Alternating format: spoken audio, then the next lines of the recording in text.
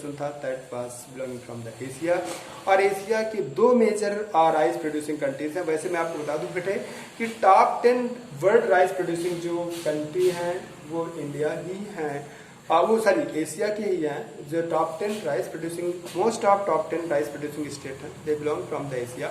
हाँ, एक आध कभी कभी बाहर हो जाता है, कभी कभी यूएसए आ जाता है, कभी कोलंबिया आ जाता है, ठीक है, कभी यूएसए, कभी कोलंबिया, कभी नियाग्रा बच्चों आ जाता है, कभी जापान आ जाता है, कभी कोलंबिया आ जाता है, और कभी कभी एक सेंट्रल अमेरिका का एक छोटा सा देश है, मुझे नाम नहीं याद आ रहा, उसका भी नाम कभी कभी आता है।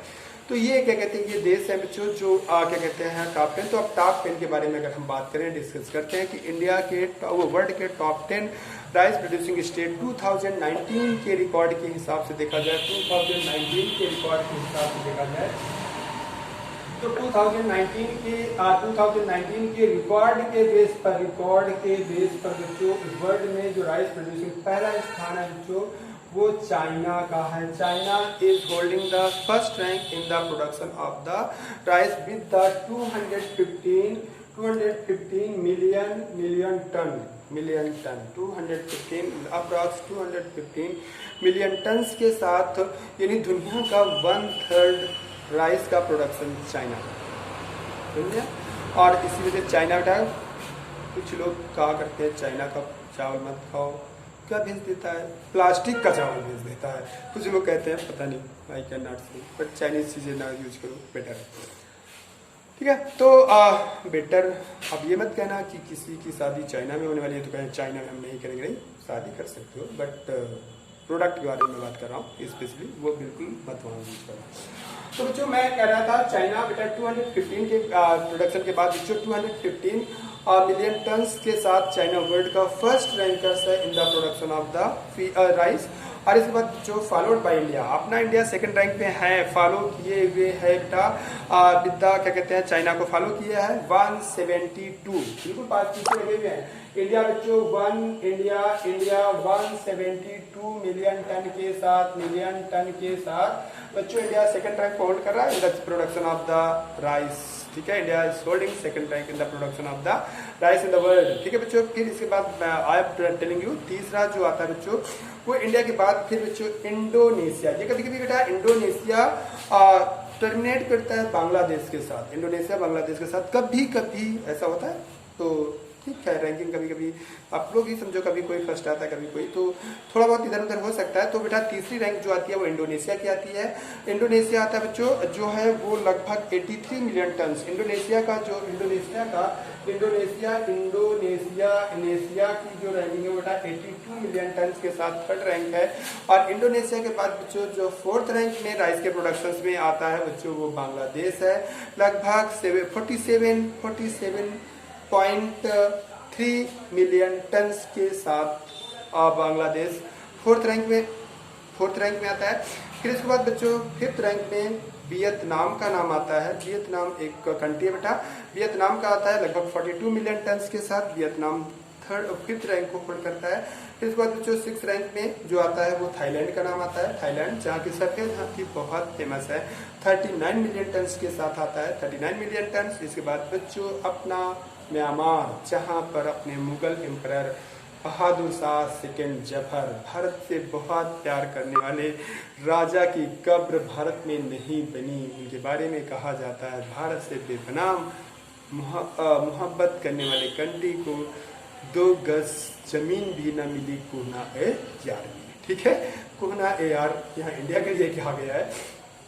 तो उनके बारे में कहा जाता है कि बेपनाह इंडिया से मोहब्बत करने वाले जफर को ना मिली 2 गज जमीन इन कोहना ए यार में। कोहना ए यार हम इंडिया से कंसिडर करते हैं। तो आप जानते हो कि 1857 की रिवॉल्ट के बाद उनको कहाँ भेज दिया गया था, म्यांमार एग्जाइल कर दिया गया था।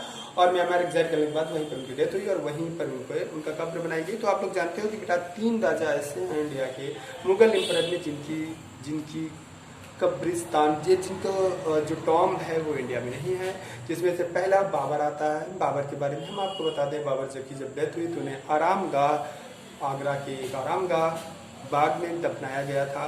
लेकिन बाद में जब उनकी वसीयत पड़ी गई तो उन्होंने कहा कि मुझे बहुत प्यार है अपने अफगानिस्तान के लोगों को, अफगानिस्तान के लोग बेटे मस्त कलंदर की टाइटल दिया करते थे बाबर को, उनको बहुत पसंद आता था।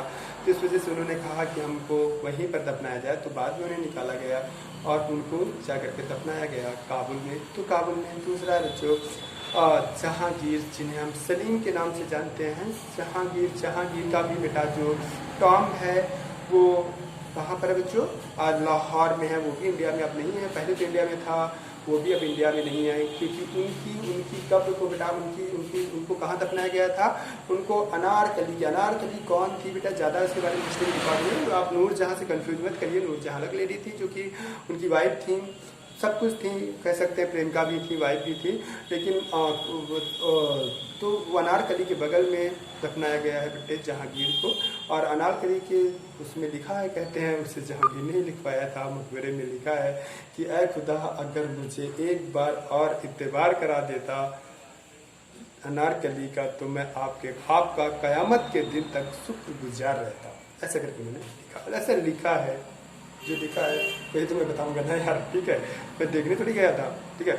तो जो इस तरीके से हम बातें कर रहे थे, तो म्यांमार का स्थान आता है। खैर छोड़ो, मुगल टाइम, कभी टाइम मिलेगा तो हम तुमको बताएंगे कि मुगल राज कैसा था, आपको अच्छा लगेगा, ठीक है। तो बच्चों म्यांमार आता है। म्यांमार 25 मिलियन टन के साथ 6th रैंक पे आता है बच्चों, वर्ल्ड में 6th रैंक को होल्ड करता है म्यांमार। फिर बच्चों फिलीपींस आता है 20 मिलियन टन के साथ। आफ्टर दैट ब्राजील, जहां खूब बारिश होती है, हमने बताया था ना, ब्राजील इक्वेटर के पास में खूब बारिश होती है, लेकिन ज्योग्राफिकल कंडीशन वहाँ की थोड़ी सी बारिश के अलावा और भी कुछ जरूरत होती है, वो नहीं है। दैट्स रीजन 3rd रैंक में, और 7th रैंक में ब्राजील, 8th रैंक में ब्राजील आता है, और फिर अपना पड़ोसी पाकिस्तान आता है 9th रैंक में इन द प्रोडक्शन। और 10th रैंक में बच्चों मैंने बताया बड़ी कंट्रोवर्सीज है, कभी कोलंबिया अपनी जगह होल्ड कर लेता है, कभी नियाग्रा आ जाता है, कभी जापान आ जाता है, और कभी एशिया से हट करके यूएसए भी आ जाता है, ठीक है। तो मैंने बताया कि इंडिया में जो वर्ल्ड में जो आयरन मतलब चावल का प्रोडक्शन है, वी आर सीइंग दैट चावल का जो वर्ल्ड में प्रोडक्शन है, वी आर सीइंग दैट वो इंडिया में ही मतलब वो एशिया में ही है। टॉप 10 चावल के प्रोड्यूसिंग स्टेट कंट्रीज एशिया में है। इसी वजह से कहते हैं एशिया में पूरे वर्ल्ड का 90% चावल का प्रोडक्शन किया जाता है। तो ये वर्ल्ड रैंकिंग है। अभी हमारा चावल कंटिन्यू रहेगा, क्योंकि चावल आप तुमको खिला के बताया ना बेटा कि तुमको चावल का हम किसान बना देंगे, और अगर किसान बनना है तो करते रहो, और हम अगले दिन आएंगे तो बेटा चावल की हम इंडियन रैंकिंग करेंगे। इंडिया में कौन सा स्टेट 1st रैंक को होल्ड करता है, अपना बंगाल होल्ड करता है, सारी रैंकिंग बताएंगे।